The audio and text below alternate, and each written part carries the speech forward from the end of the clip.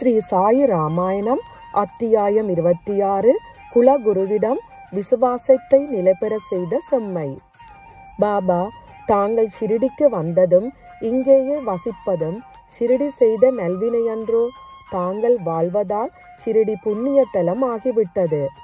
ஷிரடி கிராமம் புண்ணியம் செய்தது.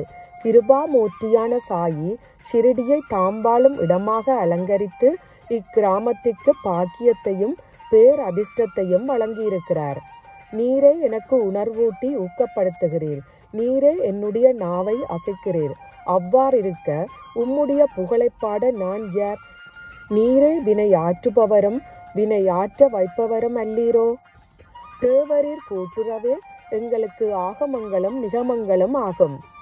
தினந்தோறும் உங்களுடைய சரிதத்தை கேட்பதே எங்களது பாராயணம் ஆகும். ஒரு கணமும் வீணாக்காமல் உமது நாமத்தை ஜெபம் செய்வதே எங்களுக்கு கதா கீர்த்தனம் ஆகும். அதுவே எங்களது இடையறாத ஓதுகை. அதுவே எங்களுக்கு மன நிம்மதி. உங்களுடைய வழிபாட்டில் இருந்து மனதை திசை திருப்பிவிடும் எந்த விதமான சுகமும் எங்களுக்கும் வேண்டாம். ஆன்மீக மார்க்கத்தில் அதைவிட பெரிய வீழ்ச்சி ஏதுமுண்டோ? எங்களுடைய ஆனந்த கண்ணீரே உமது பாதங்களை கழுவும் வெந்நீர். சுத்தமான பிரேமையே சந்தன பூச்சு. தூய்மையான சிரத்தை உங்களுக்கு அணிவிக்கப்படும் ஆடை.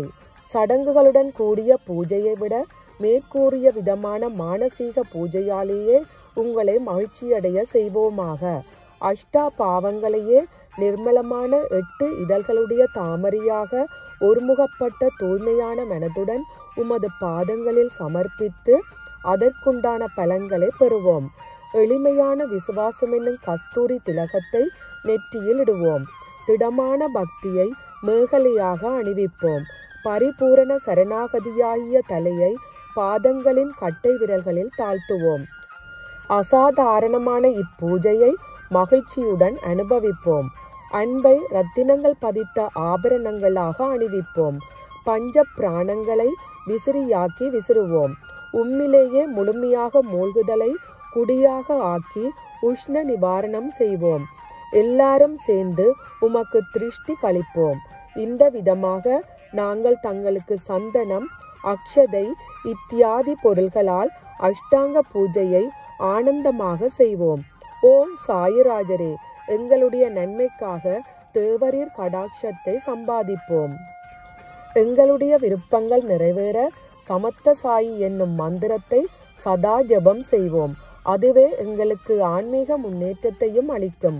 நித்தையின் மூலமாக நற்செயலை செய்த திருப்தியையும் பெறுவோம்.